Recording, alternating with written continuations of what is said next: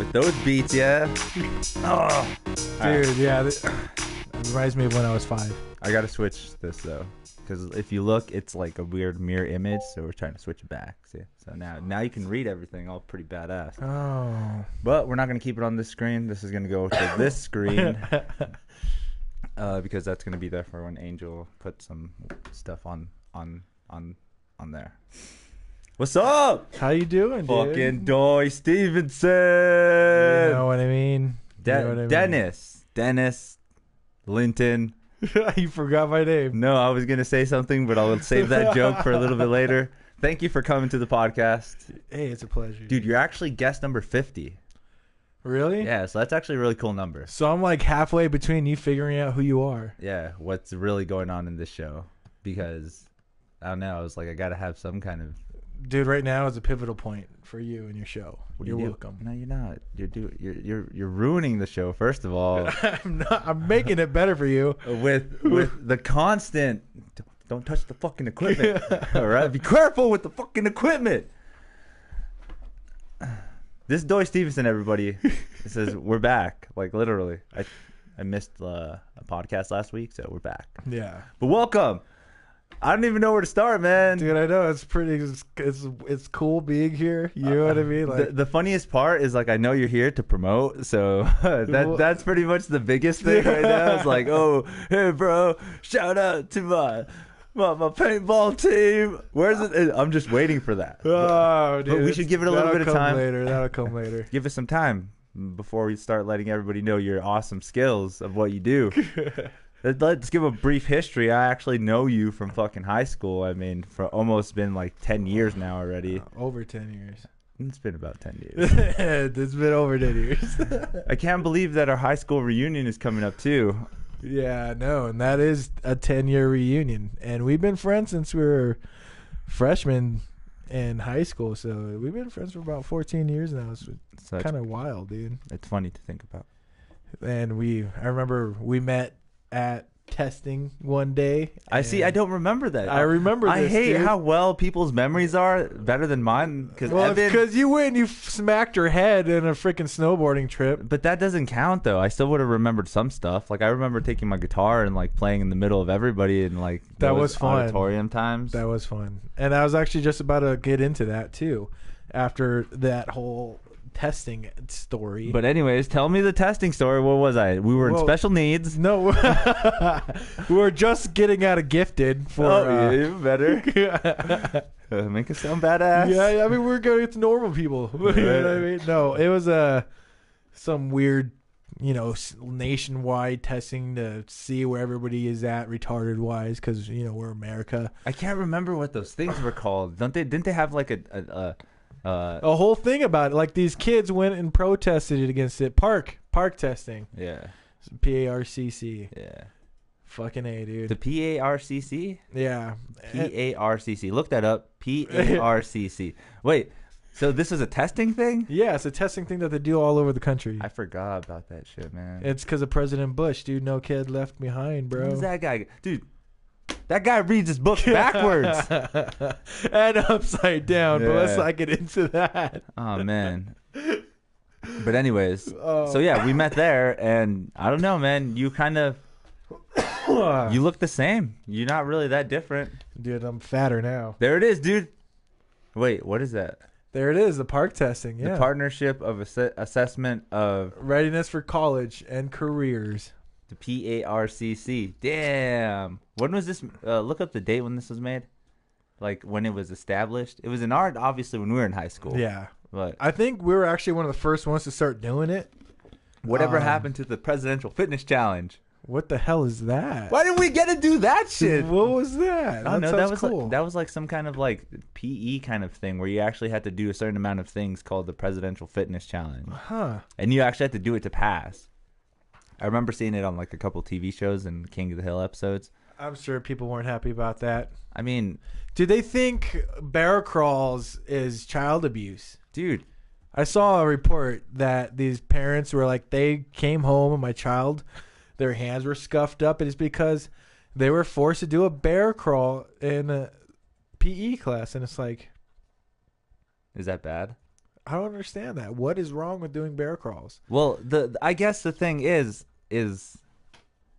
what is wrong with people doing more physical activity now? Well, it's there's nothing wrong with it, and people are trying to do less and less and rely more on technology one way or the other, So whether they want to admit it or not. With that being said, are you a fan of technology? I do like technology, and it makes things easier, but at the same time, it does not make things easier. It makes things a lot more complicated, and it really sets back the human race, if you ask me, dude. Okay, like how though? So, it's, for instance, okay, let's take an example of robots taking jobs in the workplace. Well, let's even take it even like a step smaller than that, and will you, like, people, are they even able to navigate around the city that they live in without a phone nowadays? You know what I mean? Nowadays, I don't know. Exactly. Like, can people who live in Albuquerque, like, if you give them an address, would they be able to figure out, or even just go off the directions you're able to give them? You know what I mean? Like, people, for us, that's like, things we do, you know what I mean? Or did back in the day, we'd call each other, hey, coming over, how do we get to your house? You write down quick instructions, or you remember them and then you just go to their house. Okay. And then not only that, but you remember their phone numbers. Like, how many people do you remember their phone numbers? You know what I mean? Yeah. So I kind of remember some phone numbers, but not as much as I used to. I have this thing where I remember I like to say 8 people's phone numbers, just so I can remember, like, keep it in my head that, like, all right, I'm not, like, losing my memory. Or so you memorize them? I do memorize them. Okay, that's the thing. And and that's like, fuck that, technology's here for a reason, dude, brah. but you can't rely on that kind of thing. So, like, people, changing a tire, like, for example, like, oh man, do I have people are going to use Google, or, you know what I mean, or try to just use YouTube to figure out how to make any sort of problem. How is that bad though? It's not bad. But this is like certain knowledge that you should already just know. But okay, here's the question then. The generation coming up, what if they're not shown this stuff so that they have to find it another way? But see, and then what happens if the internet just gets censorized? Like, it's been, you know what I mean, threatened to happen. Like, what if you don't have the access to certain things that you're used to anymore, and then you don't have the information no more? That information is lost. Well, obviously it'd probably be like some kind of paid service where it's like, hey guys, you want to learn how to fix your car? Well, guess what? You can pay to learn how to fix your car. Not only will you learn how to fix your car, you'll learn how to fix it so you don't have to pay anybody else anymore to fix it. That's kind of the premise of why I like technology, is because I don't have to worry about certain things. Like, this whole podcast studio setup is all done because of backstory of sound engineering. Like, I didn't really go to like school for it, but I got to learn because of YouTube, the band stuff. There's all kinds of different things that help create this stuff, and it's pretty legit. Like, it has great sound quality. We're listening to each other. People that are listening out there are probably like, holy fuck, I hear everything. It's awesome. It's not like one person with a microphone all the way in the corner, somebody sing like that. But again, it's because of technology that these kind of achievements happen. And you're right. And there's good things to come out of technology. You know what I mean? Like, I want to be able to do what I do with my business, as far as, my sales, and marketing and stuff. If it would have been for Facebook and technology and all that stuff, like, I make a bunch of money off Facebook, and like, there's other platforms you can use that I don't even utilize, like, and just because I just don't really know how to. Yeah, I hear you. You know what I mean? Or I really just don't have the time from one platform already being, super busy as it is, and then I have a full-time job. You know what I mean? So it's like all this other stuff, like, but being able to use technology is it's beneficial, but at the same time, you just can't get comfortable with things. You know what I mean? Like, it makes you super comfortable. I don't know. It's so, what I mean by super comfortable is, like, you're comfortable with the fact, like, oh, if I don't know it, I can just look it up. Oh, if I don't, you know what I mean? Like, the definition of this word, and that's the other thing too, is people still don't even know how to use proper words or proper, like, spelling for certain things, and it's right there. You can just put that particular word in Google, and it'll show you You know what I mean? The how to spell it or the meaning. Exactly. And it's kind of, I guess I could see where that comes in because it's just more of a speediness now. Like, look at how much acronyms we have for all kinds of stuff. We can say LOL, AF, WTF. Like, you know, there's so much of it that it just seems dumbed down when I'm pretty sure like, my mom is barely learning any of that stuff. Like, I'm pretty sure if I sent her a whole, like, list of just different acronyms, she wouldn't know them all. Yeah. No, she would only guess maybe 2 or 3, out of all of them. And there's stuff that we probably don't even know now. Not now, yeah. I know, right? What the fuck? What's another one? Have you ever heard Thoughts? Yeah. Thought's funny. That's a good one. That is a... Yeah. All the thoughts. Or words that they talk about now. Have you ever heard what the clapback is? Clapback. See, that sounds like I think I have an idea of what the clapback is, but people have different meanings on clapback. You know what I mean? Like clapback. Clapback is pretty much the whole when I'm dissing you. Like I'm like, Dennis, you have the worst beard ever, and you're like, well, yeah, you have a shitty ass hairstyle. I clapped back. I clapped back. You get it? I clapped back. It's Does that make sense to any of us right now? Like. It makes a little bit of sense, I guess. But, you know, so one of the things I like to also think about when we first met and started hanging out was, the time that we performed during lunch, man. And, like... That was pretty cool. That was pretty cool. The biggest memory, though, that I have is the time we played for the auditorium. That was with Evan. Yeah, with Evan, and then... Punishment Overdue played with us too. Yeah. There's actually a video online of that. Really? Yeah. There's a video of like us? Yeah, like you can see you and Evan for like a few seconds, but it's fucking me and Joe have a guitar battle. Oh, I remember. You guys went on forever on that. Yeah, and then you came out and you're just like, oh, we're done. Yeah. With short I was like, that's enough. Yeah, that's enough. Obviously, the video kind of sucks because I got pwned and I was just like, yeah. That's old school, man. That was dude. Honestly, you're one of the best guitar. And I tell people this all the time. You're one of the best guitarists I've seen in person, like, period, hands down, and including bands that we've gone and seen together and bands that I've seen. Like, things you're able to do and the way you're able to play live is actually very, very amazing. And like the things you come up with, you know, it's like, but it's funny too because sometimes you just come up with this super complex stuff, and I'm like, dude, if you just make something so simple as this, people are still gonna love it. And you're like, you motherfucker. I see what you're saying. And that's what you always, you know, like, because I always played the same kind of thing on the guitar. Man. I'm trying to remember the riff you always played, the sound of it.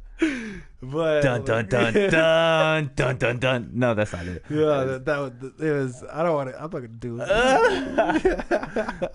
Give me a guitar. Bring a guitar out here. Let's do this. Right. Let's do this. Bring the jam out. But I see what you're saying, though. I mean, it's just. I guess it was the influence too. Like, you know. Yeah. Well, you were really into Cradle of Filth at that time too, and a bunch of like Children of Bodom and shit like that. You know, and you wanted to show your talents through how complex you can make a song. Yeah. And sometimes you don't really need to do that. And it's like, that's what I liked Causes to Become, is because you found that median. Yeah. You know what I mean? It's like very complex music, but at the same time, very simple sounding music to where it doesn't really overwhelm. You know what I mean? And like with, when we did that, live show, or that first auditorium show, that was actually pretty awesome. I do remember that. Like, we played For Whom the Bell Tolls. Yeah, and then we tried to play. What else did we try to play? Deer Dance. Deer Dance, and I fucking forgot the words. Well, dude. You know what sucks about that too is because remember that night Paul was supposed to play with us. Yeah, remember and he fucking bitched out. He bitched out last minute because he got scared. That dude. guy was literally, oh my god. He was supposed to drum for us. Yeah, and we had to get somebody else just to play a basic beat for us. But we killed fucking Mudvayne. We killed that song. Yeah, that was fun. We did that. We did a good job on that song, and then. I think we did one. I can't remember that other song. We definitely did one more, but I can't for the love of me remember. And it was 3 of us, right? It was that other band, yeah, and then us. They went out and they played one song, And we were like, wait, you guys are already done? Did really? They only played one song? They only played, I think it was a Avenged Sevenfold song. Yeah, I remember they were really into that song too. And then they did actually a pretty good job at playing it, but they didn't have anybody singing. They just played it and then got off the stage. Oh, okay. And I was like, oh. Is this it? Yeah. Well, that gives us more time to play, guys. I know, right? Yeah, that's kind of what we thought. Even though we didn't even know what to play. Exactly. We wanted to play more. And then, you know what happened was me and you just went onto that whole jam thing. You know what I mean? Like, we went back and forth just jamming out, soloing out. And then later on, that's actually what made that other homie want to battle you on the guitars, because we actually, like, when we were doing our little jam sessions, we sounded pretty fucking decent. Oh, yeah. I mean, even if we kept a little basic rhythm or whatever, it was still fun. Because that was your influence there, where you're just like, let's just jam out on this dun, dun, dun, dun, dun, dun, dun. And we did, and it was fun. There was some cool little notes that you played with them. I mean, rhythms that we could have done. I mean, now thinking back on it, it's like, God, they were so simple, but yet probably the heaviest stuff. Yeah. Super heavy, super simple, riffy. And that's, you know what I mean? That's something I've always felt, you know what I mean? Like, all right, so I talk about when we go and we see bands, I talk about that local band sound. I know you've heard me say this multiple times before, but, like, we never really had that local band sound, just because we don't sound that whole, it's like either following a blueprint of somebody else and they're just trying to, like, you do this to this. Yeah. And, like, as far as, like, even the drums, you know what I mean? Like, if you don't have a good drummer, like, you're really not shit, dude. Like, you can be as good as you want as far as a guitarist, and you can have a great singer, but if you don't have somebody on the drums keeping things going, carrying things, like, even a shitty band can have a great drummer, and you're going to think that band's good because that drummer is just fucking killing it.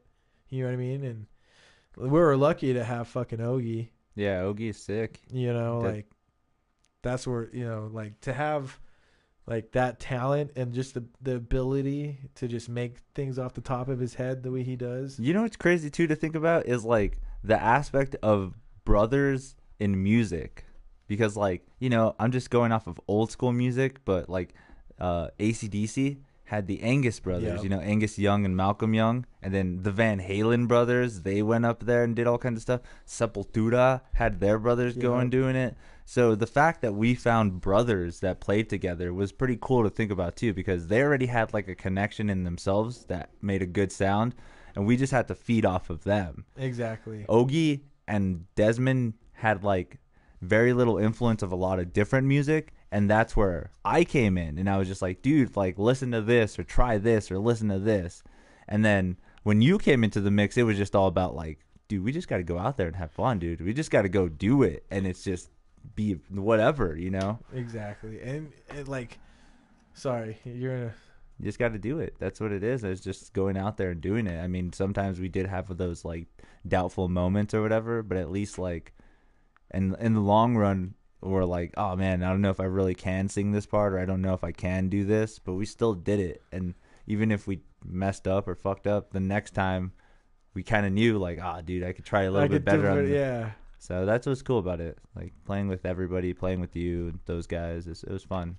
I mean, like I said, that our first time playing in front of a crowd of people, it was probably only like 25, maybe 50 at the very most at that little concert we had. Yeah. And it was mostly, again, it's all family thing. Yeah. Like, a bunch of, like, hey, let's go see my kids play. Exactly. It was cool, And then, like, there was a few friends who showed up, but, like, when I forgot the words, like, I just felt so stupid and humiliated. I was like, I'm never going to put myself into a position to forget the words ever again.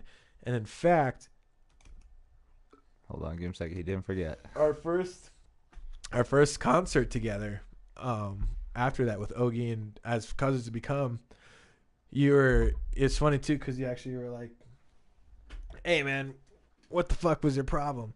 Why did you just stand up there and didn't move? And it's because I had my eyes closed the entire time because I was afraid I was going to forget the lyrics. Okay. You know what I mean? Yeah. I was like, I got to concentrate. Had my eyes closed, and it's just like, oh man. And then I opened my eyes for a second, and there was only maybe like 10, 15 people there, and like I was just like, oh fuck, and I closed my eyes again. And then after that, I didn't think we had a show for like 2-3 months or something like that. And like, but we practiced like rigorously, like so much. Yeah. You know, and that's one thing I did enjoy about being with you guys is like we practice at least like once or twice a week. You know what I mean? And when it came to a show, we'd practice and then practice and then practice before the show and go to the show and fucking play. You know what I mean? Like that was awesome. Yeah. And like just to see the crowd start like growing and growing as we started playing more was like just a fruit of our labor, in my opinion. Yeah, because there were some people out there that still to this day we can probably just be like, yeah, I loved your guys' stuff. Like, you know, I mean, Desmond had fangirls. I mean, so there was people that liked our music. They liked us, you know. So that was cool to think about. And all we just needed to do is just do it more. Yeah. It's the hardest part is like anything. It's just really the grind of doing it. And like not giving up. Yeah. And just putting up with the bullshit. You know what I mean? And sorry. When gross. I know, just dude, kidding. it's just all this kidding. beer. I'm just kidding. All them bubbles. But when we're there and we're just like because we had that signature sound setup. You know what I mean? Everybody else was check 1, check 2, but like we just go straight into playing a certain song. Yeah. I don't know what you guys know. It was your guys' warm up song. I don't know what song it was, but then I just start screaming. Yeah. For like 45 seconds. And like just getting the sound ready for everybody while I'm screaming. And then, you know what I mean? Like everybody knew when they heard that, then like that's causes to become. And like I just remember this one particular show. It was that sold out one. And it was one of our last ones that I was in with. And that, you know, everybody was outside smoking cigarettes and like just hanging out. And like everybody was outside, even while the bands were playing. Like I just remember that. And even while the other bands were playing, that room was half full. But when we started doing our warm-ups and I started screaming, like that fucking room got packed real fucking quick. And that was just like insane. And then we only had, like 2 or 3 songs before we got cut off for whatever reason. We weren't even able to play our full set. Wait, was that the one where we kind of told off? Yeah. The sound guy? Yeah, the guy was like, this is your last song. I was like, all right, well, I'm going to finish this song first. So I was like, we're not even done yet. Yeah. I was like, what do you mean? Like, last song. All right, so I get one more song after this song, you dick. I wanted to entice the crowd to try and get them to let us play one more song. Yeah. But they wanted it. We should have fought. That, like, I wanted to fight more, but oh man, all I think about is like now you have to see the movie The Dirt. Oh yeah, by Motley Crue. Because now all I think about is that like we kind of had that kind of start. Like we just had to keep pushing it. We could like, oh my god, like come on, dude, we had a gimmick. Sickle Heights. I mean, you guys are a bunch of different weirdos. I mean, we were all different. It was so sick. It was cool, and you know, like. Dude, it's just like the music behind it was fucking awesome. You know what I mean? Like some of the best music I was able to hear and just create. And then, like the energy of like, you know, like it came to the point where I wasn't afraid to look out to the crowd and like just seeing that mosh pit that got started that one show. And like, you know, like that was probably one of the pinnacle points of my entire life right there was just seeing these dudes go crazy and fuck each other up because of our like the music we were playing. You know what I mean? Like that's what I was talking about earlier. Is we didn't have that local band sound. You know, we have a different sound than your average local band anywhere in the country. Like if you're a local band, you sound like a local band. You know what I mean? We didn't have that local band sound, and that like, you know, it's still there, but it just sucks that we lost Desmond. You know what I mean? It feels weird, and it's going to be hard if we ever decide to like do something again. But it would be cool to do something again, definitely. I hear you, because even now to like play with Ogie and stuff, it kind of feels weird. So yeah, it's not the same. God damn. Yeah, that's how you sneeze on stream. Fuck, I'm so sorry, Jesus everybody. Christ. Oh, anyways. let's go into different topics now. That was a nice music genre push down that we did. It was like, talking about our music that we did. Well, what would you categorize the music? Man, and I talk to people all, it's hard because of the way I scream is metal as fuck. The way you guys playing was thrasher, you know what I mean? And then with Ogie, it's like just like honestly it was like a thrasher metal type thing. And then I just remember like countless people telling me like I don't like metal, but I really like the way your guys' band sound. Like even this guy who promotes like these bluegrass guys and these jazz guys was like, yo, like I don't want to even like, why am I going to listen to your band if I don't like metal? I'm like, dude, just listen to this song. And then I get a message like 5 minutes later, like, yeah, that was a good song. Like you guys are fucking sick. You know what I mean? Like, so it's a sound that nobody really knows, and it's a sound that nobody really has heard. Just because, we go fast and we go hard like Slipknot in some songs, and other songs were like heavy as fuck, like, like I don't even rhythmic and heavy. Other songs we sound like Trivium. You know what I mean? And it's not like us mimicking them, but it's just like, we're like you can hear some of the influences in our riffs and some influences in the way our lyrics were, and some of the way, like the way I was screaming and stuff like that. Like the influences are there, but it's not we were trying to mimic somebody else. Yeah. You know what I mean? Like, and that's what was awesome about it. So if I were to give it a genre of anything, it would be like thrasher metal. Yeah, something like that. I like it. And this in this aspect though, you can't categorize any kind of music. I mean, even that kind of music, our music, I mean, I like to think of it as like melodic death metal, but yeah, there's no such thing as genre, dude. I hate to think of genres because like right now, whatever we do in music is the same thing. Like you can go to a trumpet and go play an E or play like a sickle E chord on guitar, and it's the exact same note. Like we're doing the same things. It's just like us categorizing them differently. So that's why nobody gets into it anymore. They're like, why am I going to listen to like sickle bluegrass that's stupid, but it's the same thing. Well, EDM people really care about genres. Oh my God. They just want to get fucked on ecstasy. I don't even know. It's like, nah, this is house bass. Wait, okay, what the fuck is even house? When I think of house, I think of the party rocking. I see. I think of like the doctor, like, yeah, we're about to listen to house. Holy shit, we're gonna watch house. Or even house could be like thug music. You know what I mean? Like back in the day, the house was like lit. Where you went to do the parties and you sell your drugs. You know what I mean? I'm going to the house. Yeah, exactly. You know what I'm saying? It's like the corner house. Oh man, the bad spot in the neighborhood. Oh man, you better stay away from there. Don't go to the corner house. If I see you come out of that corner house, you gonna get beaten. Oh man, dude, and that's the other thing you can't do is beat your kids these days. But we won't get into that. Let's start talking about that now. You actually can't no more. I can't. I really want to get my boss on the podcast, dude. I really want to get him on the podcast because he told me a story. When he was a kid, he actually smoked marijuana, but he thought and he feels it was laced with LSD. What? And he was only about 13 years old. Okay. See, and I hear stories like that, but okay. So, anyways, he was a little kid, right? And this was probably like what early 90s, or no, not even that, or like late 80s, like 87 maybe.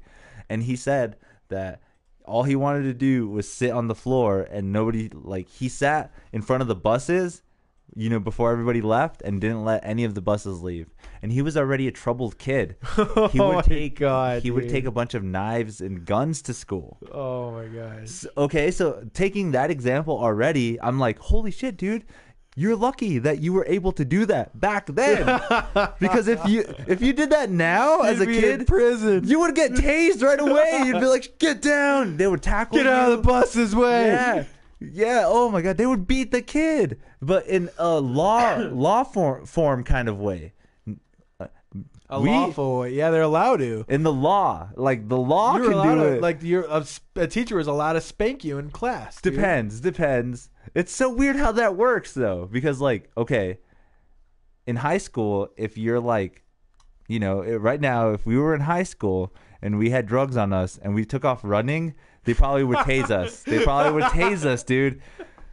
You think so? Yeah, dude. They probably would fucking tase us. Probably. And that kind of sucks because, like, that example of us back in high school, it's like, what was the best? What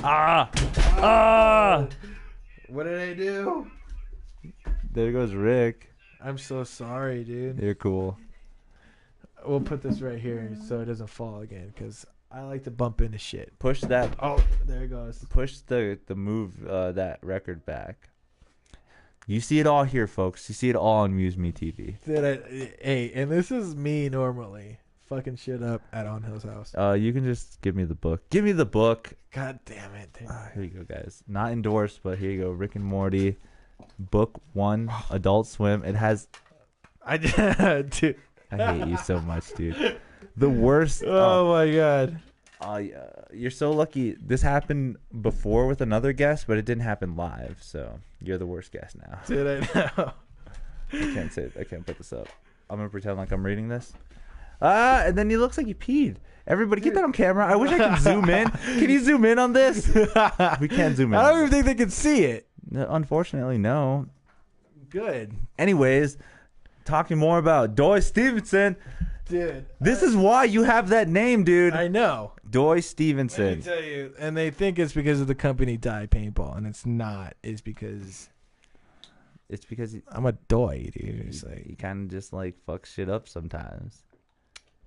He's stupid. He's like that friend, you want him to come over, but then you're like, fuck, I can't believe Dennis is coming over because he's going to break everything. But he's cool to hang out with. I don't break anything. I just spill stuff, okay? Same fucking thing. Just spill stuff. Anyways, let's talk about some marijuana. Dude, let's do it. Why the fuck hasn't it been legalized here? And it's because of government corruption. A lot of what Susana Martinez was doing was stalling it for her own family's benefit.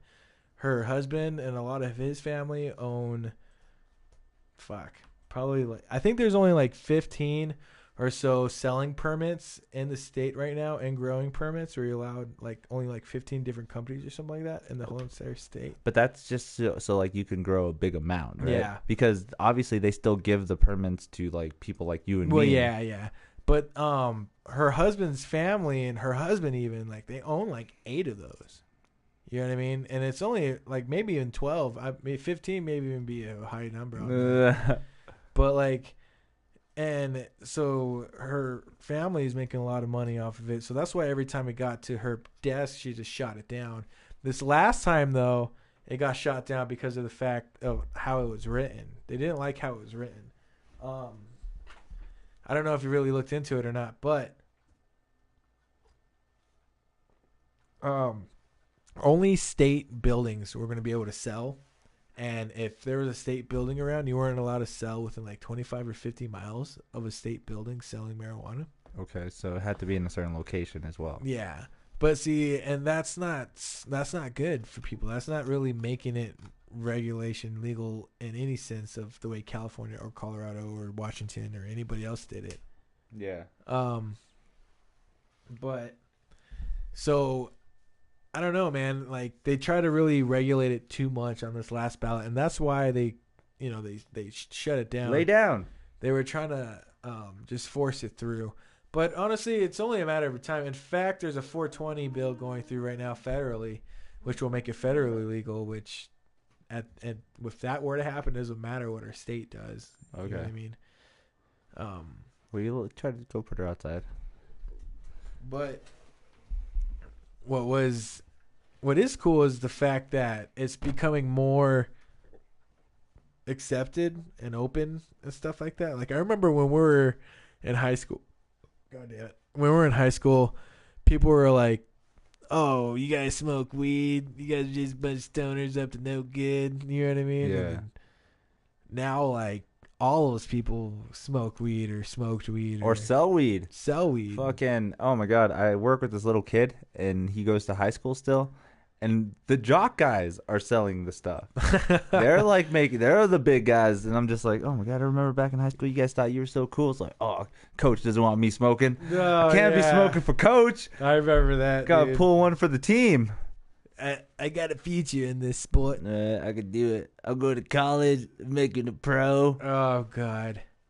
And that's the thing, too, is I like to, it's like, you guys only competed around the state, you know what I mean? Like, that sucks. Oh, yeah.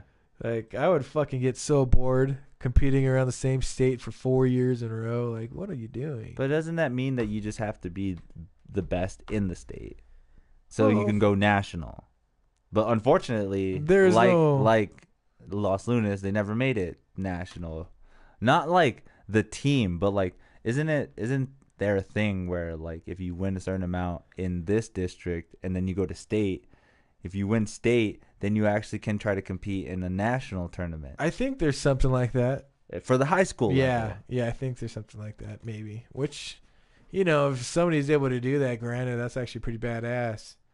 But like, I don't know. That's what I really liked about paintball was the fact that I was able to travel so much, and I am able to travel so much. I'm not gonna get into it, you dick. No. Doy Stevenson's been playing paintball for about 25 years. He's been rolling for 25 years, dodging the paint.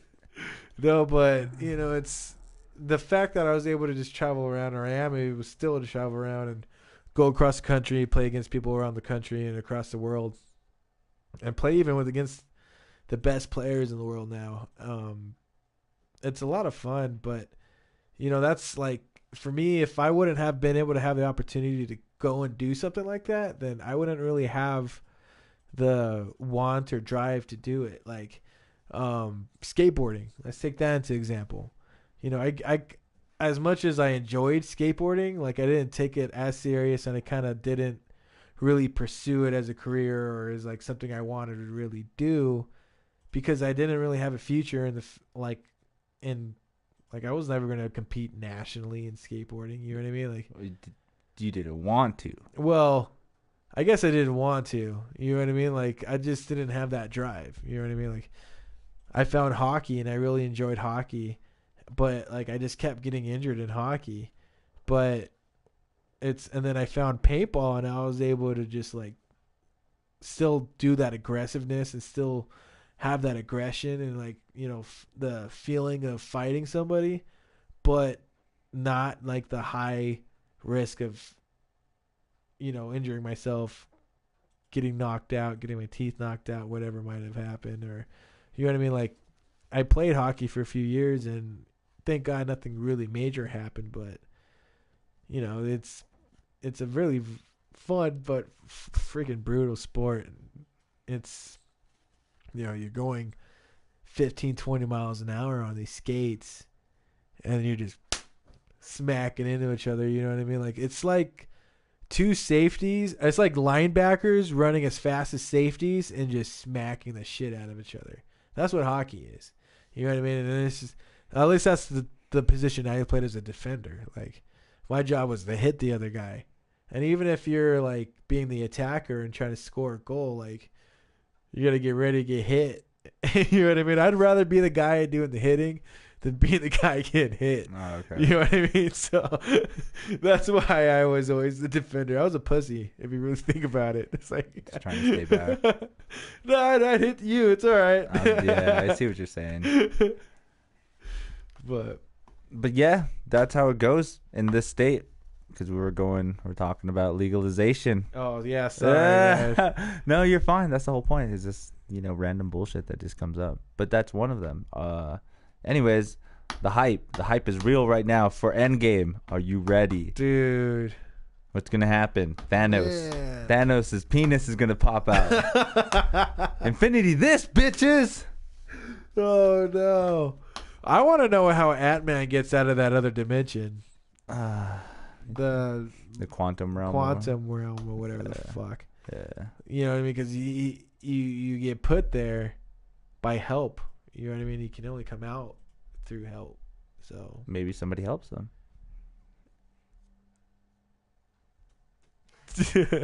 Maybe. I mean, I don't know. What if maybe it's good old Stark, that smart dude who comes back, right? Some people say that there was a scene where, because you know how they fucking digest every little thing of it. They're all like, that the trailer. Yeah, there's 25 things you missed in the trailer. Like, how did I miss these 25 fucking things? There's only 25 seconds in the trailer. Yeah, why did I miss 25 things? So that's, but I guess that scene where like Ant-Man's in the van and he's waving and you see him in like the surveillance camera. Do you remember that scene? Oh, yeah. I guess that's supposed to be something from the past. So like Ant-Man quantum travels and he ends up in the past. Huh. I don't know. That could be real. I mean, honestly, with the Infinity Stones and stuff like that, there's the stone where that's what Doctor Strange had was the time stone. The time stone. And basically what that is different dimensions. It's not even necessarily going and reversing back in time. He's just entering a different dimension where that hasn't actually happened yet. You know what I mean? And that's my theory on that. Boom. Oh, shit. I don't get that, though. So, like, if it was, like, a dimension, so that means, like, something else right now in another dimension is going on where you just drank that ahead of time. Yeah. Unfortunately, this dimension's already in the past. But exactly. But then there's going to be another dimension, 30 seconds, where I just do what I just did right now. Everything is just another dimension. But just a little bit slower. I guess. I could see that. You the know whole what I mean? concept of infinity, millions of universes out there. I mean, dude, even Dragon Ball is touching into that kind of thing. Yeah, they did. With what's his name? The Emperor. Spoiler if you're not watching it. But I mean, you should have seen it. What is the Grand Zenos, right? Yeah. He like killed his own universe. And then they go back and he's still in that universe that's destroyed. Yeah, so they take him back. Yeah. So it's just like, if it was like a Rick and Morty kind of scenario, the Xenus is like from C-137 and then the other one was from like C-135. Exactly. And he's just like, oh, well, my universe got destroyed. I'll just go hang out with you then. Exactly. Do you think that's going on right now? Dude, and like in right now, today, these worlds? Like that's a possibility of our life right now. Oh, yeah. I mean, that's, I believe in interdimensional and different dimensions and stuff like that. Like, I believe there's dimensions where we don't even know each other, or there's, you know what I mean? Like, there's infinity different possibilities between what could happen between us in this room, and all the other, like, you know what I mean? Like, for instance, Angel over here could be a cool guy in another dimension, like, you didn't spill anything, or I didn't spill anything, and I did not knock over stuff, and this would be an even cooler podcast. It's already cool. Shut up. I already know you're gonna cut that, and you're gonna put that out there. You're like, look at Dennis, dope moment. No, I'm not. Okay, because there's intellectual talk going on right now about life. So I mean, like, I like where Rick and Morty really goes into that, and people don't realize, but that that gun that he has is a portal gun, but it's a portal gun between different dimensions, and like, I'm pretty sure people realize. Well, I mean, I know they realize, but like at the same time, but like, it's the fact that it's a fucking gun that creates wormholes, dude. And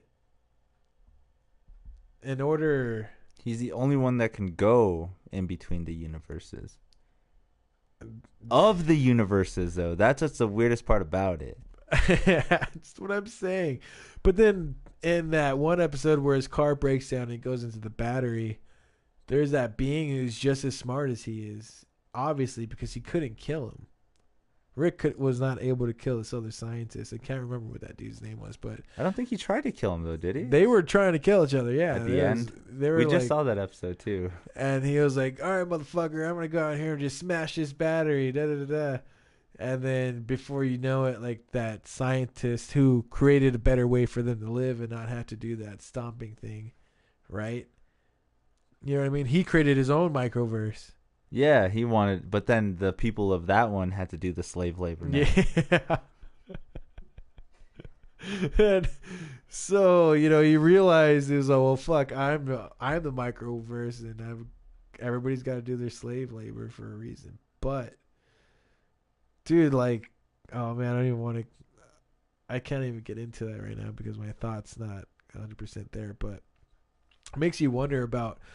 All right, I'm gonna get into it. All right, so did you know that gold is one of the most usable minerals in space? Like, has a lot of benefits and a lot of like uses. Yeah. For spacecraft and space travel and all this other stuff. For a lot of things. For a lot of things. Yeah, it's one of the best conductors of electricity. And dude, one of my theories is that we were created by another species to mine them and get them a bunch of gold. And like, all right, sweet, this is all we need. See you guys later. And left. And like just left us. Like we're just their workers. Insignificant to them. All we were was a tool. You know what I mean? Yeah. And then they left. And like that's why for us it's like, oh, gold. You know what I mean? And it's been like that ever since the human like race has been around. Like, number one, we're driven towards gold. We're driven towards art. We're driven towards religion or like a higher power. You know what I mean? Those three things. And like, it's weird, you know. And you look into history all over the world and just in all civilizations, and gold as a part in just about every single one of them, if not all of them. Okay, but here's another thing that I've researched that they've said. Again, I don't know. You could look this up. But they said that gold is like you can't make it anymore. And whatever gold is here that's it. So like it's more foreign than it is like malleable here. Well, see, what happens is they believe that gold was formed during the Big Bang. So whatever gold is in the universe, period, is what's gold is in the universe, and that's that. Like, there's no place that just makes, and like not yet. Just that we've discovered, or that we can do yet. That produces gold. Yeah, we have the whole fake gold and stuff, but nobody knows how gold was even produced or what. You know what I mean? Gold is gold, and which is weird because, you know, there's stuff that make other minerals, you know what I mean, like that copper or like when you break it down and stuff like that. Like there's stuff that goes into, let's just say like oxygen. You know what I mean? Yeah, there's that's hydrogen and. No, you're talking about water. Water. I'm sorry. Yeah. There's stuff that goes into water. That's hydrogen and oxygen. Yeah. Even with oxygen, you know what I mean. There's you have to have carbon to make the oxygen. So there's a bit of carbon in oxygen. You know what I mean? Like, so. They have two oxygen molecules to make oxygen, and what binds them together is a carbon molecule, right? Yeah. So, in order to make gold, as far as the amount of gold that remains on the Earth, the U.S. Geological Survey estimates that there are about 57,000 tons left to be mined. They may sound like a lot, but compared to the amount of gold that's already been mined, that's not a lot at all. I mean, that's like, think about how much gold the Egyptians had. I know, right? And that is lost and stuff. Because I've even heard that they've even there were civilizations after the Egyptians gone away. There were other fucking civilizations like the Romans and all them. Aztecs. Yeah, and they went to, not Aztecs, but like people that were closer to the Egyptian Empire just went to go raid that shit. Oh, they're like the pyramids and yeah, stuff everyone's like that? gone. Fuck it. Let's just go steal all the shit. Destroyed all kinds of let me just piss all over the walls. And there goes all kinds of archives of old shit and stuff. So that is pretty shitty in itself to think about that. Fucking so much history has been lost as well, and like you said, that's probably a lot of gold that's probably out there. Well, and you know that's another reason is that like they probably got all the gold they really needed, and like for them, if you really think about it, there's probably in all of mankind we probably mined about 200 tons that's been recorded from Egypt. Let's just say like from Egyptian times and up. You know what I mean? Like let's call it at even 200, 250. Who knows? We could even like look up that number, I'm sure. But, you know, like that's what we know of that was here.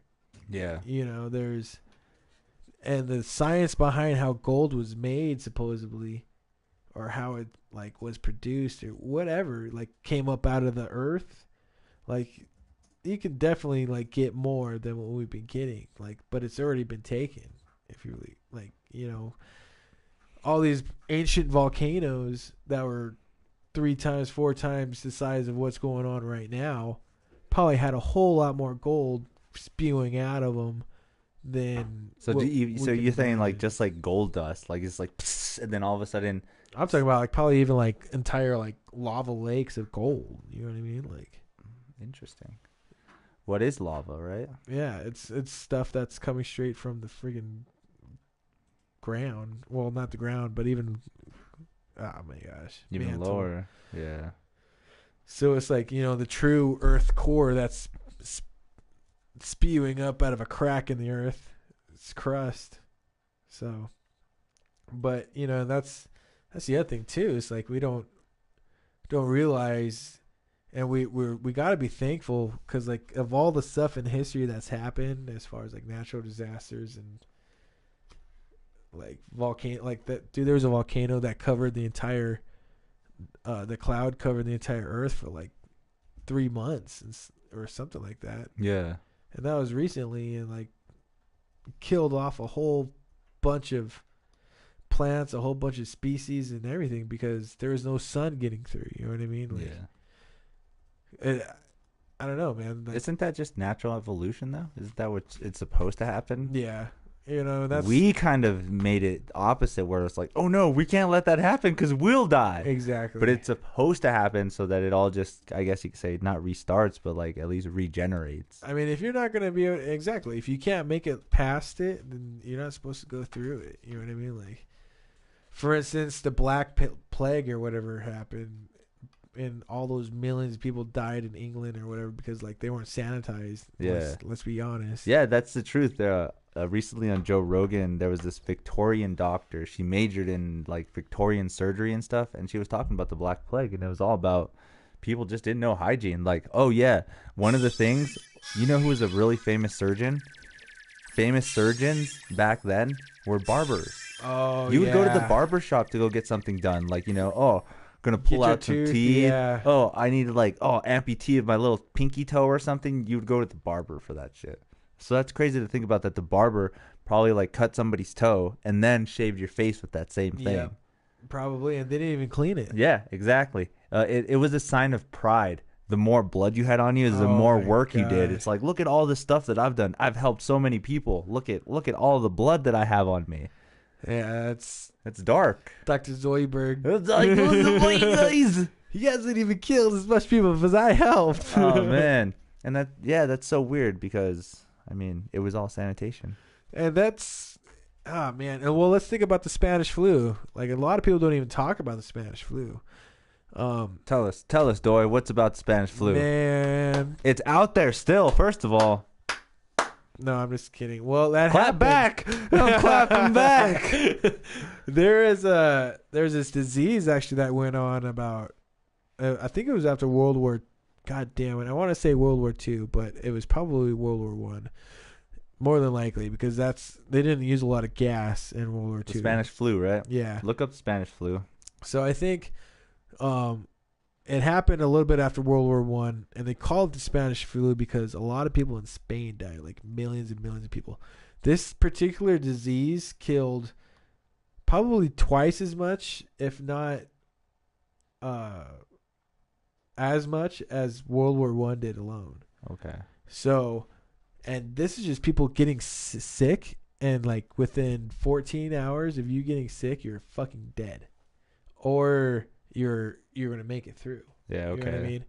And there is no real cure for it. Nobody really knows how it came about, but like a theory that I have is that you have all these dead bodies in these battlegrounds that they didn't really go and clean up. You know what I mean? There was no man left behind back in World War One. They didn't give a fuck if you were on the if you died, you died. They left you there. They had to go over you and just finish the job. Yeah. Even tanks. Think about how many bodies were just smashed in by tanks and like different vehicles just driving over them. Oh man, yeah, it's probably brutal. And so like, yeah, and it only lasted for about Yeah, exactly. It was just after 1980 alone. Yeah, killing the third of the world's population, or infected the third of the world's population. And then killing over... That's only Americans, though. 195,000. In October. That's just 1 month. Where they probably counted. Yeah. So, like, there is probably about, like, 2 or 3 million people who were killed. Like, think about it. A third of the world's population was infected, and, like, 75% of those people died, if not more. Okay. You know what I mean? It is quite a bit, yeah. That happened, and, like, you were done in days. If you were lucky to make it to days, you know what I mean? You're done in hours. It got to that point. And then as fast as it came, it went. Like, nobody had it no more. But that's so weird how, like, diseases manifest themselves or certain things come up. Like, okay, let's use the Spanish flu as an example. We found a way to combat it. And then all of a sudden, another disease comes up, and I'm just going to bring this up because I don't know when exactly the time period, probably in the 80s, but like AIDS, that just comes out of nowhere. And that's an epidemic in itself. And now, I mean, I'm pretty sure there was cancer back in the 70s and stuff, but now it's even more of a thing that people are just like, oh shit, cancer, and like that the thing disease. About cancer is, and that's such an aggravating thing because as a disease, it's so simple to fix.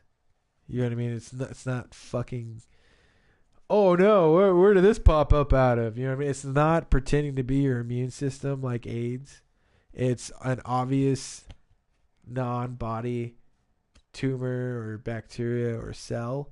You know what I mean? It's obviously your body knows it's not part of you. Okay. You know what I mean? And with the way your body works and the things that you can even do to help your body fight off, you know what I mean? A non-body cell. Like, it makes no sense why cancer spreads so much and cancer is such a big thing. Like, but at the same time, my theory is that, like, we're going to get more and more cancer as we, like, especially us, like men and even women, we're going to get more prostate and, like, colon cancer. But, like, just because of the food that we eat. Like, people before us didn't have fast food at the ready, and they didn't eat fast food almost 2 or 3 times a week like, you know, people we do, or people our generation do. Like, you know, a lot of people don't cook at home no more. A lot of people don't even know how to cook their own food. So you're going to be eating out of a box, or you're going to be eating out of a can. Yeah. You know what I mean? And it's like, so all these preservatives that you're taking in that people didn't take in the 80s, people didn't take in the 70s. You know what I mean? Like, even in the 90s, like, our organic and fresh or whatever is fucking regular food from the 90s. You know what I mean? Yeah. Even then, like, going out to eat was more like a once a week kind of thing. Exactly. Like, oh, we're going to McDonald's. Yeah, McDonald's. Holy shit. And compared to now, it's just like, oh man, fuck, I need McDonald's. I need food. I should go get something to eat. What's open right now? Yeah. You know, and it's like, well, what do I have at home? It's not like that no more. So that makes sense too. If like a rise in that kind of cancer, like, you know, colon cancer or some kind of prostate cancer, even those kind of problems. Oh man, it's hard to think about. But see, and it's going to happen.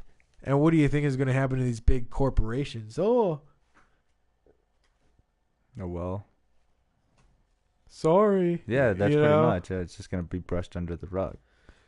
It's just like, oh man, it just happens so much. Like, dude, did you know Walmart pulls out life insurance policies on their workers, and then when they die, they keep the life insurance policy and they don't even give it to the family? Like, they're gambling on their workers to die while they're working for Walmart. You know what I mean? Like, oh yeah, they go in, they look at your medical history and stuff like that, and just kind of take a gamble on you. And they'll, like, dude, it's crazy. I was watching this thing on Netflix, and like, it was just like things that companies do that is just like wrong. And it might have even been no, it wasn't. It wasn't Zeitgeist. But like, this company, well, it was Walmart. This lady, her husband started working for Walmart. 2 or 3 years later, he had this like mysterious heart attack or something happened, and he just like died out of nowhere. She got a letter in the mail from a life insurance policy saying, we paid out $500,000 You know what I mean? Thank you. We hope, you know what I mean? You're doing well, blah, blah, blah. And she looked who it was paid out to, and it was Walmart. And it's like, what? But she's not the only one who that's happened. Like, they make millions a year off this kind of thing happening. Okay. So it's just like, I don't get how they put out a life insurance policy on people though. Like, you can get a life insurance policy on anybody without their permission, really. So wait, do they pay for it through their pocket? Yeah, it's Walmart paying for it, and like you don't even know about it. You know what I mean? Like, they could be giving, like, they could have a prime ass thing on Angel right now because he's young. He's not gonna die. We're gonna have a $3 million. I will offer you $3 million if Angel dies right now, and I guarantee you he's not gonna die. You know what I mean? Like, yeah. And then Angel dies, and Walmart gets $3 million. It's basically what they're doing because they're paying. I see what you're saying. It's like insurance on their workers. Yeah. And it's dirty, dude. It is dirty. That's money you should be getting. But see, like, they don't tell you about this, and they won't tell you about this. It's just. You want to hear even worse? Let's go into more Walmart bullshit. Let's hear it. They're actually starting to get robots. They're starting to implement robots inside of Walmart. So like, I guess they'll be doing the jobs of like unloading trucks and stuff like that. What? Yeah, obviously they'll still need humans to help them. Like, oh, this robot's coming here, and then it stops here, and then the humans unload it and stuff. But they no longer have to drive a forklift. Let's put it that way, right? Kind of that aspect. No more humans driving forklifts. It'd be automated. It hasn't happened yet, right? It still hasn't happened yet. But they introduced this idea to him. And that's the crazy part about it is, like, they told him, like, hey, so we're going to try this new thing. We might be getting some robots coming in here soon. So that's in itself. Does that really leave a problem in the workforce then? Because, like, hey man, that's your technology you love. Yeah, it is. I mean, it's cool, and it presents a problem obviously because you got people who are getting paid $22 an hour to drive that forklift out of a job because a robot can do it for free. Well, not necessarily free, but for maintenance. Yeah, you know what I mean. So then, does this give motivation for the forklift driver to do better, or just to give up? How can he do better? Why not? How can he do better? Okay, so what if they start to implement a thing where it's like, okay, we're getting these robots, but you can take these classes to learn how to fix these robots for us. Well, I think that would be a fair compromise, and I think that's what people are going to be going to. But honestly, let's say you have 15 forklift drivers, you're only going to need 5 people to work on those other 15 robot forklifts. You know what I mean? You don't need a person per robot. That defeats the whole purpose. I get what you're saying. So, okay. So then does this bring in the aspect of should we have a universal income? Oh, God damn it, Dennis! Damn it. No, we should not have a universal income. That's universal communism. basic income. That's communism. Why is that a bad idea? Because, man. All right. So you're gonna tell me a guy who does brain surgery. No, okay. So there's still a difference between what salary you get and universal basic income. So if you're at a certain bracket, a tax bracket, too high, you're obviously not going to get the universal basic income. But if you're a lower bracket and you need the money, which let's just say 75 to 80% of Americans do, then you'll be put into this category to get basic income. But it's not. It's to help you with the income that you're trying to bring in now. And then you would have to, no, because then you'd have to really, all right, so people who live in LA don't pay as much as they pay a lot more than what we pay here in Mexico to live. You know what I mean? Like, for a gallon of milk in California, it's like $3, $4, $5, maybe even. For us, it's like $2, and we're bitching about $2. Yeah. You know what I mean? Where gas in California is still around $3 a gallon. You know what I mean? Maybe even more than $3 a gallon. We're getting it for, what is it, $2.49 maybe? I saw it earlier. Even like around $2. Like, so to have a universal income, you'd have to have, and then let's not even get into rent. You know, a house like this in California, you're looking at like $5,000 a month in rent. That's intense. You know what I mean? And that's not bullshit. There's I've seen it too, where multiple families live in a house like this. Like a family will have this room, another family will have another room, another family will have another room. Or like they'll have like this side of the house and that side of the house is one family, and the other side of the house is this family. You know what I mean? And it's because they have to, and they're still paying $2,500 a month between those families. That's a lot, yeah. And you're fucking sharing a house, you know? But then if you have a universal income. So then isn't that would just fluctuate through where you live then? No, because that's not a universal income. Basic income.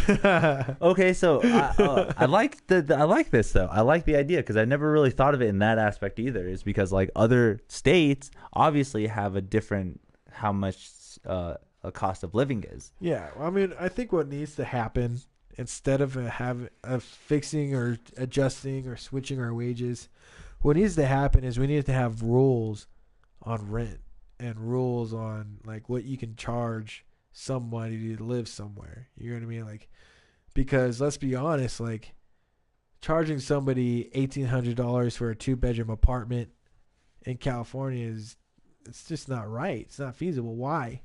Maybe it's because of location. Maybe it's because of sizes. Okay, fine. If I'm paying $1,800 for a 2-bedroom apartment, you know what I mean? I want to be right by the beach, 20th floor.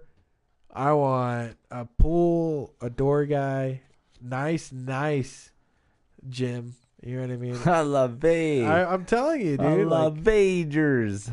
And then I better have a bunch of beautiful women who live in the building with me. Like otherwise, like what am I paying $1,800 for? You know? Yeah. But then they don't even get that. They get $1,800 for something a little bit bigger than what we're in now. You know? So. And that's just sad. Like, where you can come over here and live in a house for that much, they're barely that. They're getting a 2-bedroom apartment for that much. So where is the line of what we would have to do then? Because like that's, I mean, the presidency is coming up soon, dude. It's either gonna be Trump or someone different. That's pretty much it. You can have all these possibilities. I hate to say it, but I just don't see somebody beating out Trump. You know what I mean?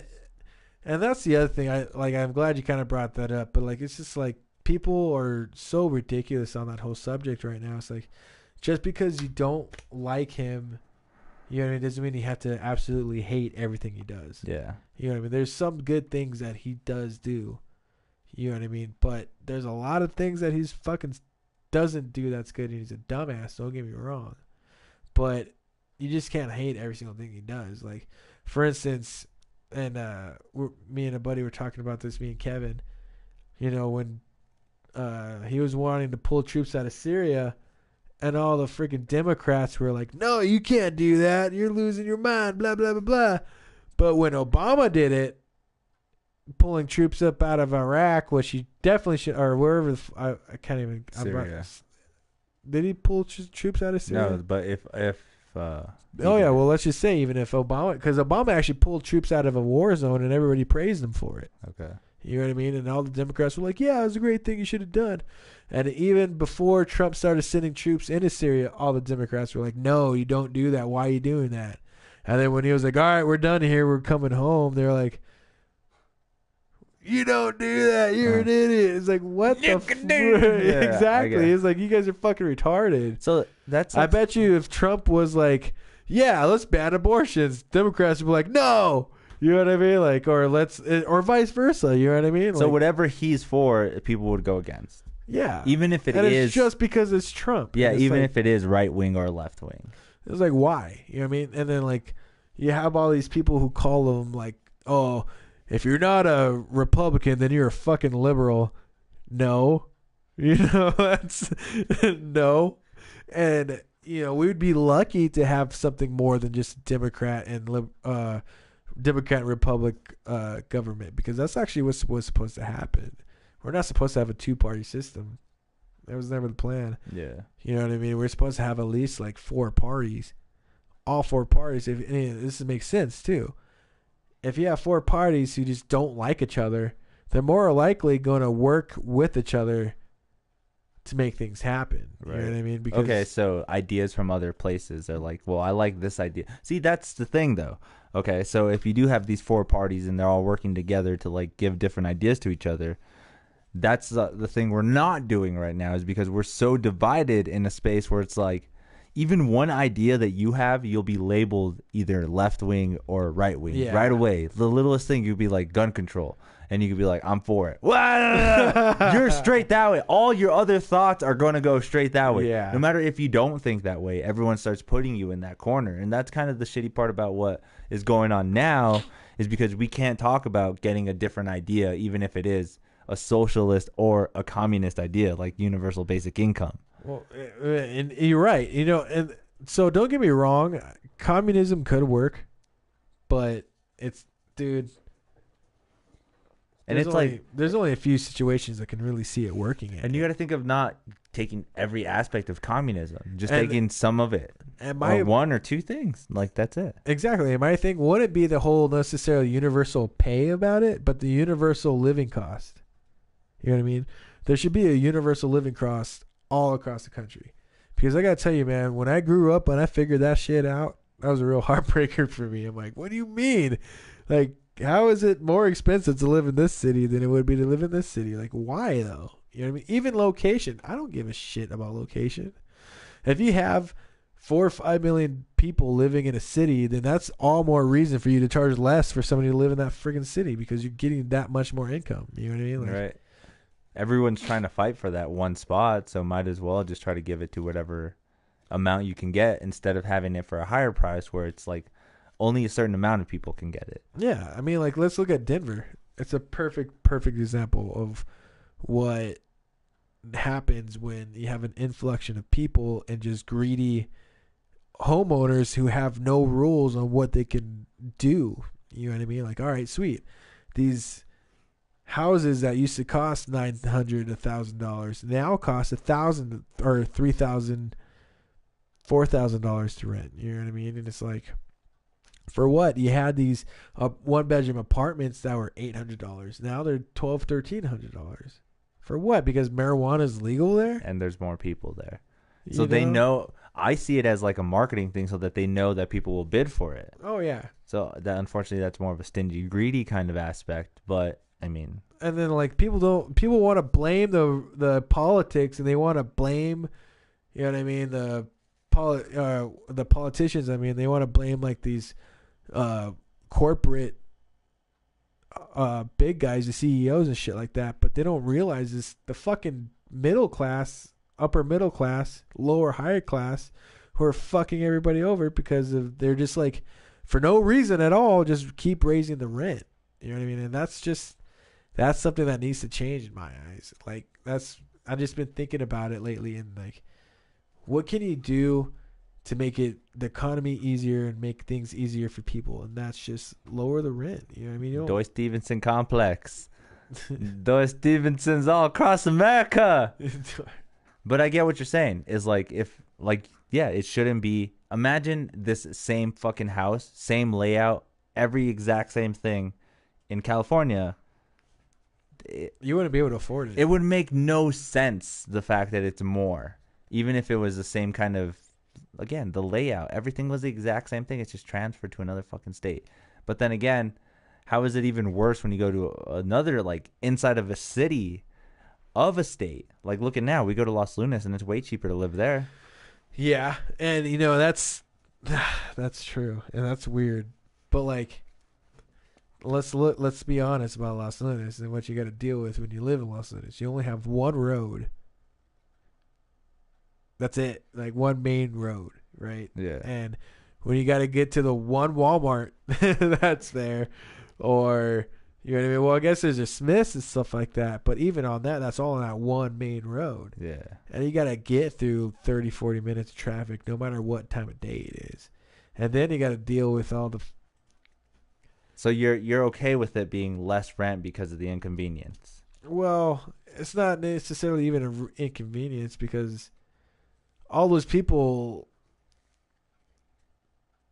So it's, in a sense, it's less rent because a lot of those guys are living in like manufactured homes. You know what I mean? If you go to an actual house, like if you go to Huning Ranch out there, it's just as expensive as it is out here.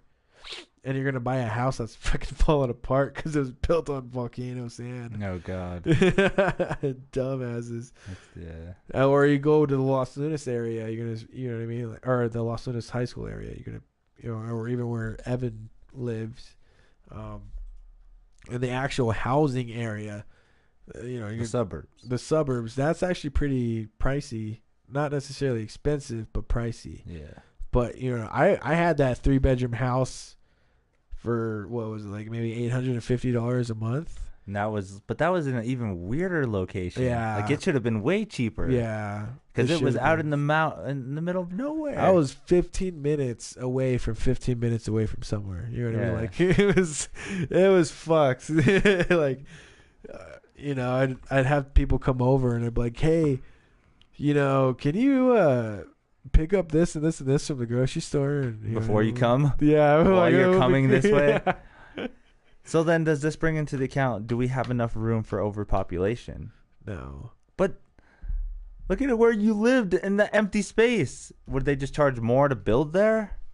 There's so much space for still that could be used. Like, why is the question of overpopulation still a thing? Like, why are we thinking there is overpopulation? So the reason of thinking population is simply because the amount of water that we can have at one time and drink, and the amount of food that we can produce. Now, granted, America, we can produce a lot of food, and we do have a good amount of water, but the rest of the world, it's just overpopulated in the areas where it's not supposed to be populated. Like, you're not supposed to live in like in the middle of the fucking desert in Afghanistan with millions of people. Like, that's just not supposed to happen. Like, what are you doing?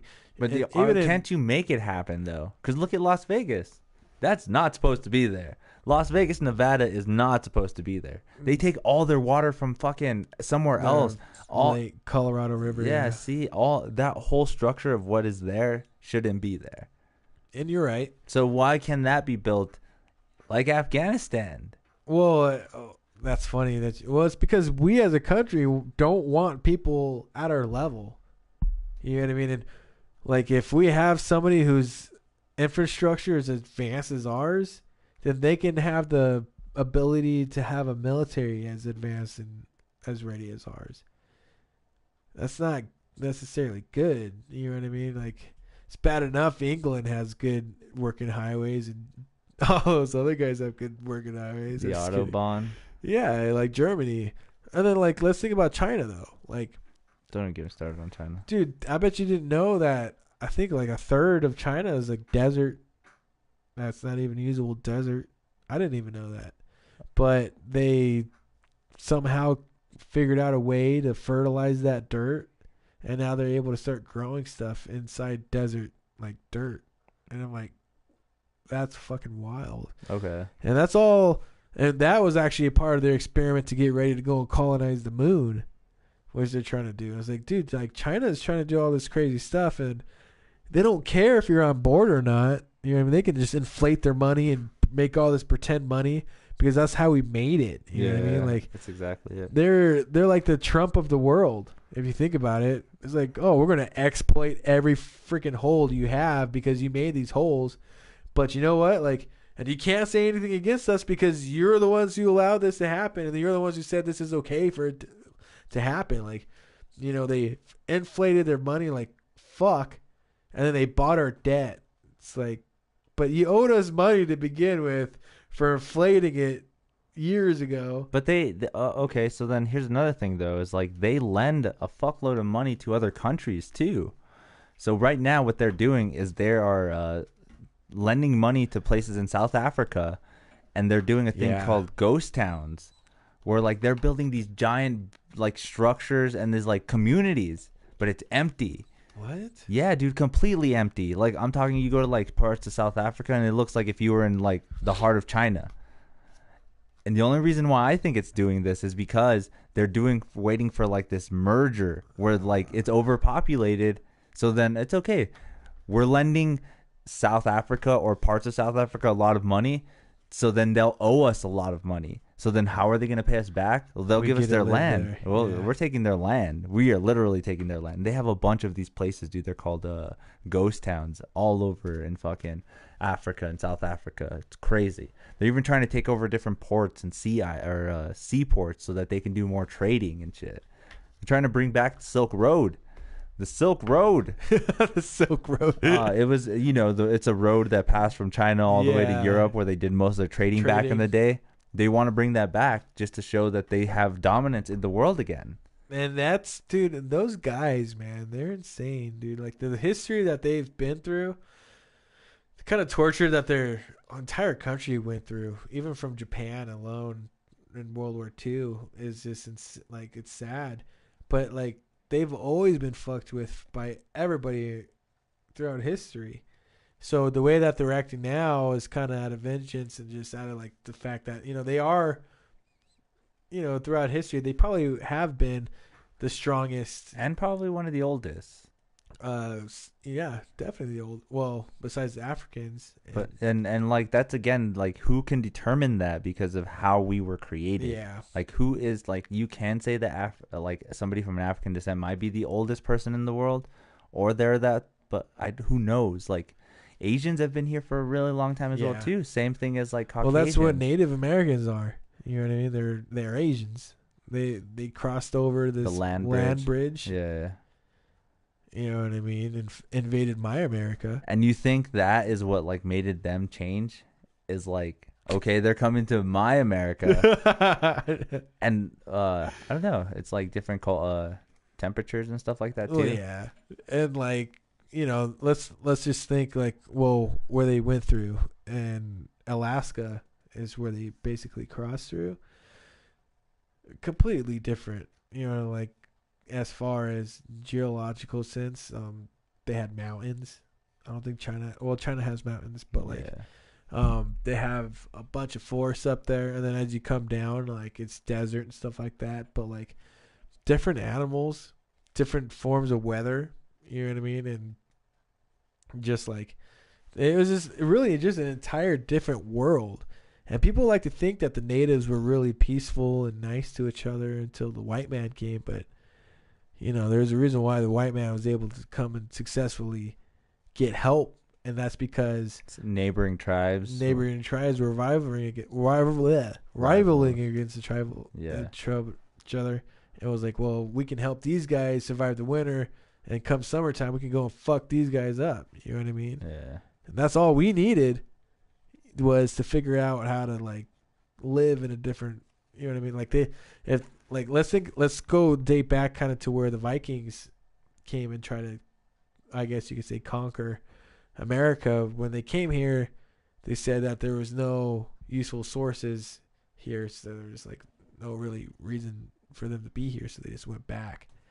But they got their asses handed to them by the natives, and then not only that, but like if you don't know what you're doing, you like the way they grow food in Europe and the way they do things in Europe is not going to work here in America. It's not the same. Yeah, it's irrigation patterns, stuff like that. It's just totally different. Even the way the soil is, so. That's rich, dude. That's rich in history. Yeah, dude. I took a lot of history classes. Man. Doy Stevenson here, giving it down for the crowd. Well, that's crazy to think about because there's so many things about history that have kind of shaped what is going on now. So, I mean, again, we're saying China, their history was to be badasses, and they're still trying to. I feel like that's what they're doing. Is like, I feel like China has this history where they were like dominant. And they were like the best ever. And now they're just like, we can do that again. Unfortunately, America or that kind of Western idea is kind of taking away their idea. Yeah. Which isn't the same in an unfortunate sense. Even though they kind of do have some things. They do have a president. The way that they got, like they kind of elected him kind of, I think. Yeah, it's not an emperor no more. Yeah, but I don't know.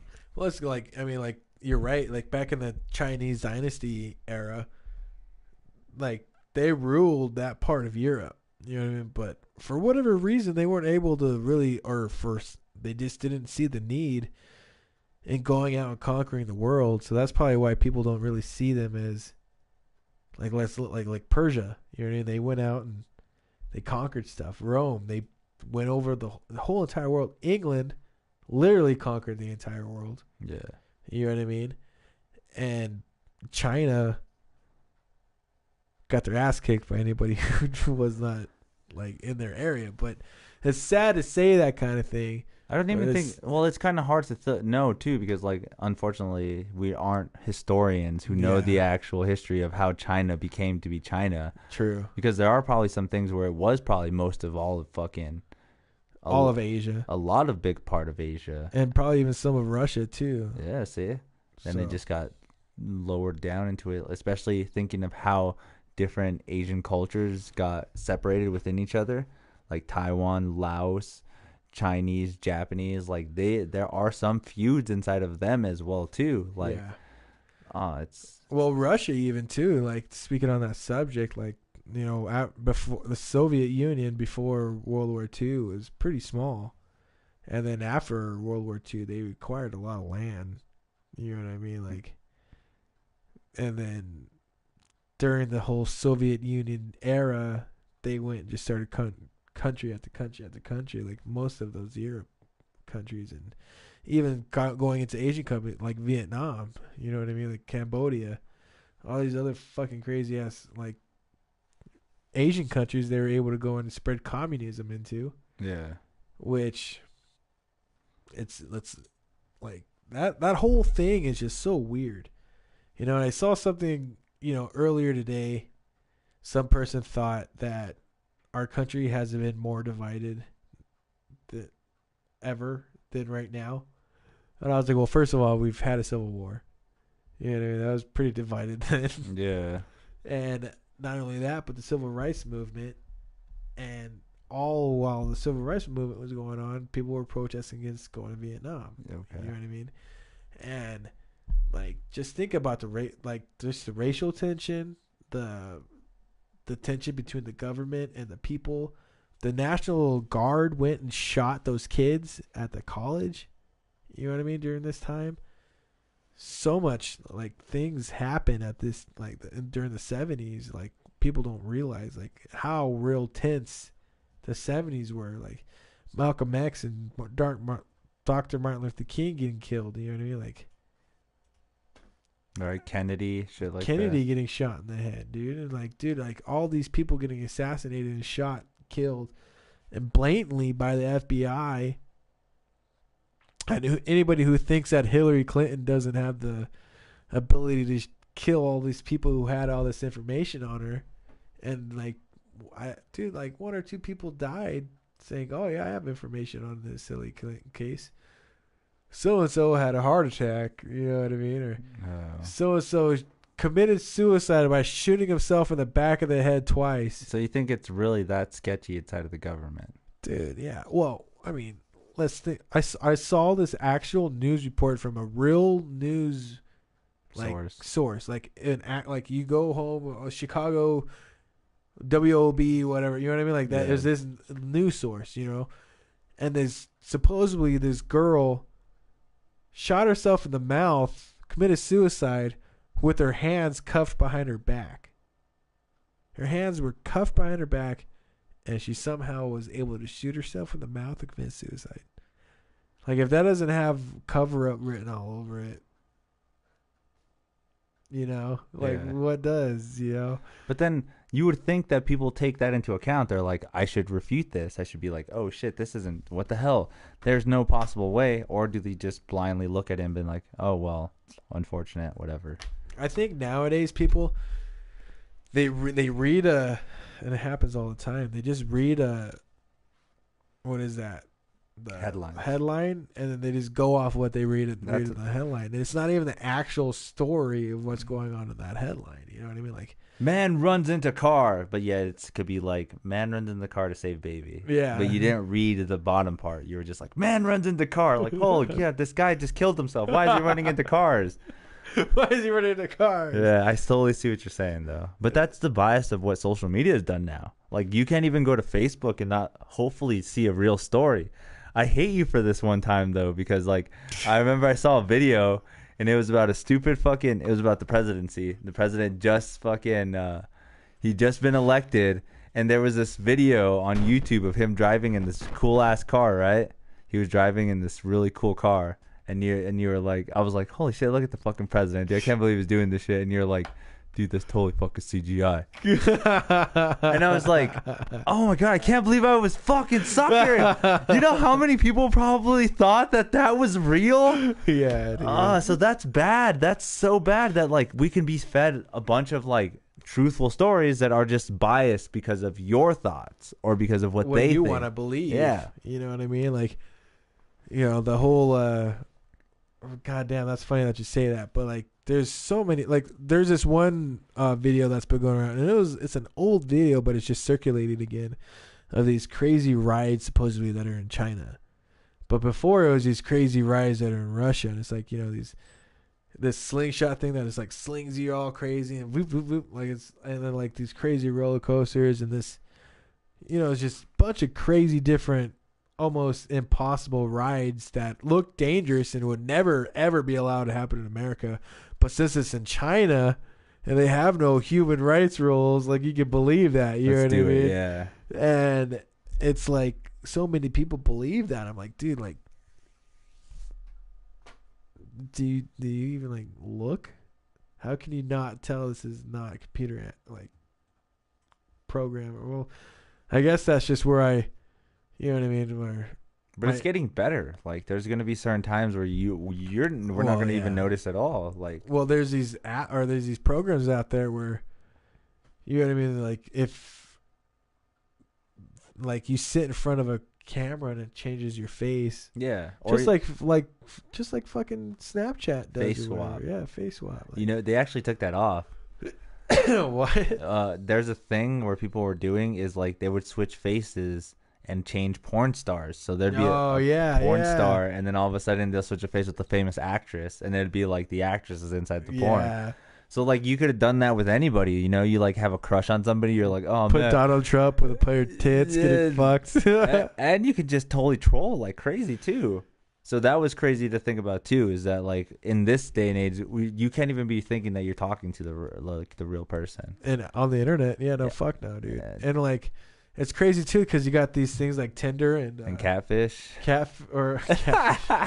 you know, all these like social dating things, and it's like, dude, like I hear these crazy stories from like some of my guy friends where like they go meet up with these chicks and like it's a setup to get beat up or they get robbed, and really, you know what I mean? And it's like, god damn, dude, like number one, like what kind of girls are you talking to? Yeah. But then it could be anything. It's like it's a catfish. I feel like that at that point though, you're putting yourself at that point. Like if you really want to be sketchy enough to talk to a random person, you have to think of every possibility that could happen. Yeah. You can't just be like, you gotta go there prepared. Yeah, I'm gonna get laid. Oh, you can't think that way if you're talking to random people. Dude, and like, yeah, for real. And do your fucking research. You know what I mean? Like, look them up. Look up, you know, do reverse searches on their pictures and stuff. Yeah, like I mean, like, you can probably. There's a reason why there's a show Catfish. I mean, they show you cool shit like that to do, and it's not like you're being weird or you're being like stalker. You're kind of protecting yourself. You know what I mean? See, okay, here's another aspect though. Is it weird when you start presenting yourself really vaguely right away? People think that's creepy when you're just like, okay, instead of me trying to like secretly talk to this person, I'm just gonna go up to her and be like, "You're hot as fuck."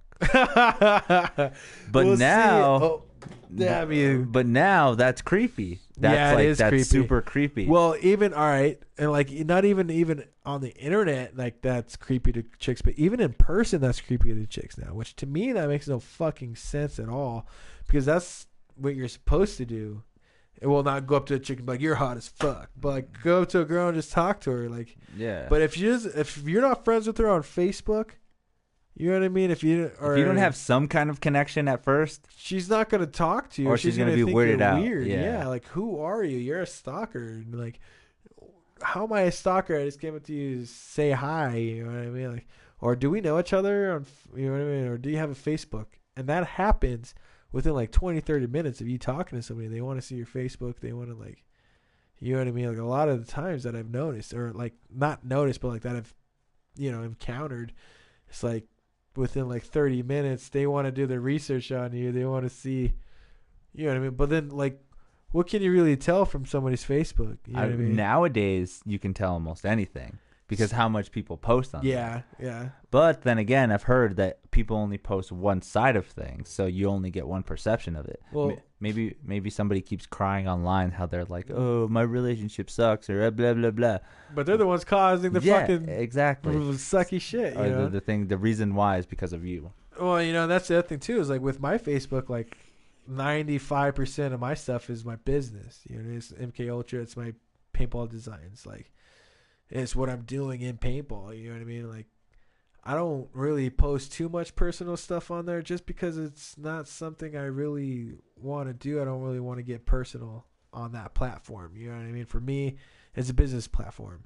And like, I really wish people would like sort of look at that in a different way as far as Facebook and like stuff like that goes. Cause like they get too personal on that shit, dude. It's like, for what? Like people are going to look at your stuff and just laugh at you years from now when like people are just like, oh yeah, let's go to Facebook and look up random profiles from the, you know what I mean, back in the day. And so that's like something people can do now with like MySpace, right? Yeah. It's like, yeah, let me go look at my old fucking profile. Yeah. And it's the same thing, But then again, like,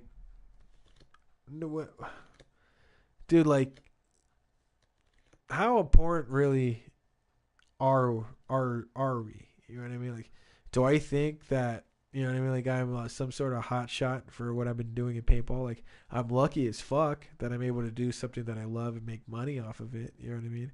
But in all reality, I'm like a semi-popular person in a very unpopular sport. You know what I mean? So it's like, I make money off a very, very, very small group of people. And even if I were to be in a bigger aspect of things, if I were to be like some major clothes designer or whatever, like, then who gives a fuck? All I'm doing is making clothes. All I'm doing is like coming up with designs, and like that's all I'm doing. You know what I mean? Like, musicians, like, as cool as it is, and they're making music, all they're really doing is making music. You know what I mean? Like, what's really important is not really valued anymore. Like, for instance, like doctors, not all doctors even are worth a damn. Like, let's be honest, like 85% of American doctors are like, probably even 90% of American doctors are jokes. Right? They have the joke of like, oh, they're just like alcoholics and like, do the job half-assed. Yeah. I mean, what do you call somebody who scored the lowest in med school in this class? Who? A doctor. A doctor. You know what I mean? Like, it don't matter. He's still a doctor. Yeah. So, but like, you got these surgeons and stuff like that. Like, in all reality, anybody could probably perform some surgeries, not brain surgery, but with enough info and enough like you're in it and stuff like that, like anybody can do anything. This is coming back to the whole technology thing. Yeah. Well, exactly. Like, there's gonna be times where there's a freaking robot arm just boop, boop, boop. All right. What's that movie that she gets, Prometheus? She goes inside that. Spoiler alert. You could say it now. She gets infected, goes inside, or she gets in, that fucking alien inside her, goes inside this like glass tube thing, and this robot performs surgery on her, like perfectly, with her squirming around, fighting and everything. It's just this. All right, well, I'm just gonna goes in there, takes out that alien thing, and like staples her back up, and it's done. You know what I mean? Like, and they can do anything really. Like, it's meant to do any kind of surgery. Yeah, I see what you're saying. So like, dude, and that's I bet you anything that's technology that's actually already around. Yeah, it's probably like tested, being tested. They're probably not giving it to a bunch of hospitals right now, but there's probably one or two that are working with like some kind of robots that are like doing sickle amputee. I mean, think of it now. There's a bunch of robots that build computers and build like cars. Like most of the manufacturers at car plants are robots. Yep. So I mean, and you know the thing. Well, yeah. But like, damn, dude, that's just wild to think about. Like, and there's going to be less and less use for humans because we're going to try and do more and more and more with robots. You know what I mean? But like, it's just like in Star Trek, and people used to say like all the technology that was in Star Trek was actually available. You know what I mean? But it's available to us 20, 30 years later. You know, and it's like, what's actually out there? Like, you know, they have all these people who tell you like the technology we have now is the technology they had in the 80s. Like, well, that was like in the 2000s. So probably the technology we had now is what the CIA and all these other crazy organizations had in the 90s. You know what I mean? But like, because there was Alex Jones is on the Joe Rogan podcast, and he was talking about in the 60s they had VR technology. Yep. VR technology in the 60s. They even pulled up the patent for it and everything. I was like, what the fuck? We barely seeing it now. This one dude had a patent for holograms, and he made a hologram TV for Walt Disney. It was only black and white, though. Walt Disney wanted it in color, and he was like, hey, how about you just tell my guys this and the other thing? He was like, dude, I'm not gonna give you my idea. Tell you how to, you know what I mean? Basically, take apart my machine and put it back together because you're gonna know. Like, you can pay me more and I'll put color in it, or you can just not have it at all. And Walt Disney threw a fit thinking that, you know, I'm a big millionaire, you'll listen to me. And the guy was like, fuck you. Took it back. That was that. End of the hologram up until recently. You know what I mean? But Michael Jackson concerts and shit. Dude, that's weird, man. That's another thing, too. Did you hear about the story? Michael Jackson leaving Neverland? It's like, hey, I'm 30 years old. Now I got to tell you about the way Michael Jackson touched my penis. Oh, dude.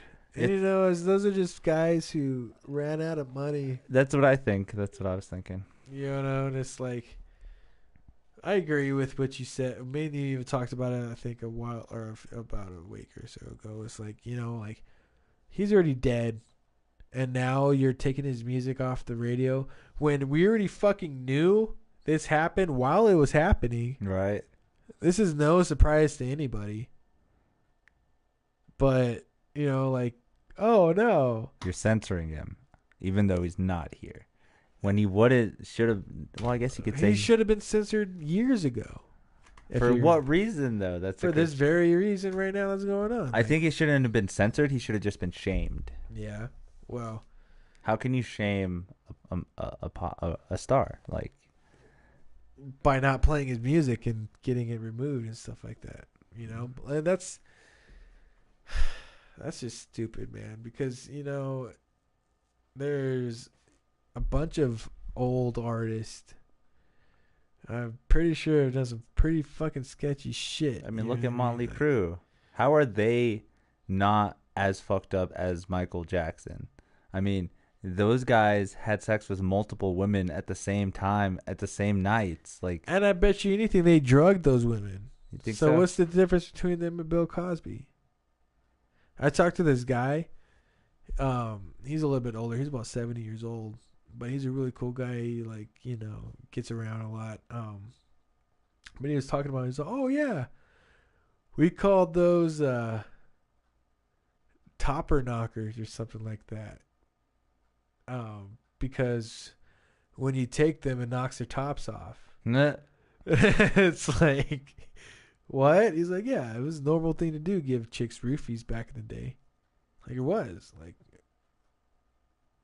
you know, it wasn't taboo or anything. Guys did it left and right. Okay. And I'm thinking, I'm not assuming, but it was more of a mutual thing, too. It's like, hey, you want to party? And then, you know, bust out roofies or...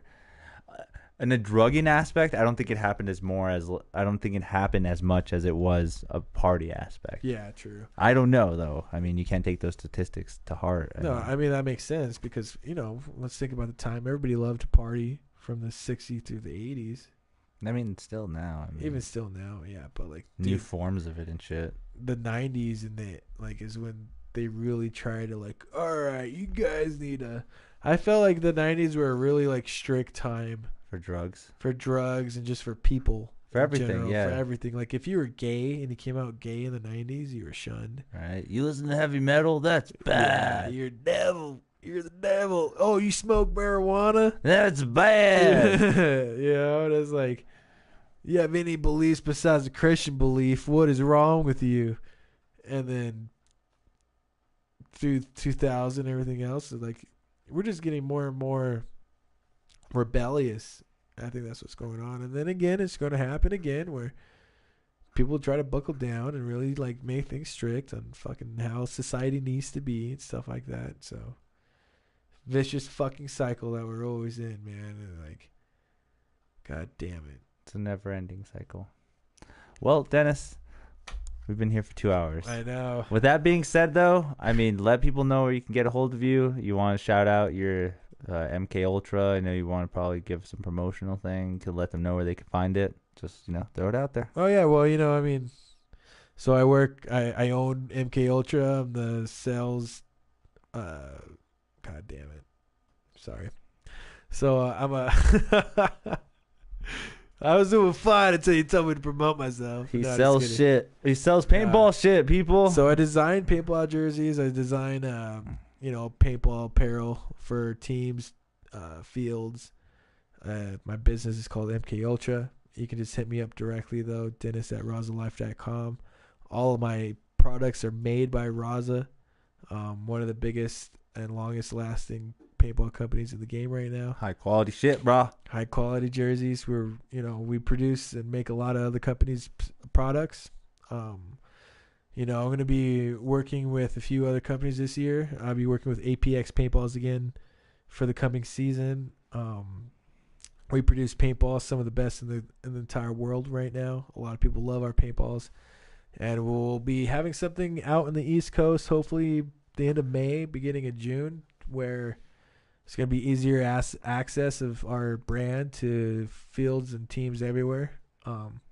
So it's just a lot of going on with us. But, what I'm more proud about, what I really want, to keep doing is my art designs for my jerseys. So, yeah. You hear that there, everybody. Shout out. MK Ultra. We'll be back. Morty. We'll be back. We'll be back on Sunday. We'll have some more guests. Cue us out. MuseMe. Cue us out. MuseMe. You got to come back. I will. I mean, there's so much shit to talk about. Dude, we have too much to talk about. We just had 2 hours of bullshit. We didn't even get into anything funny. I know. Peace.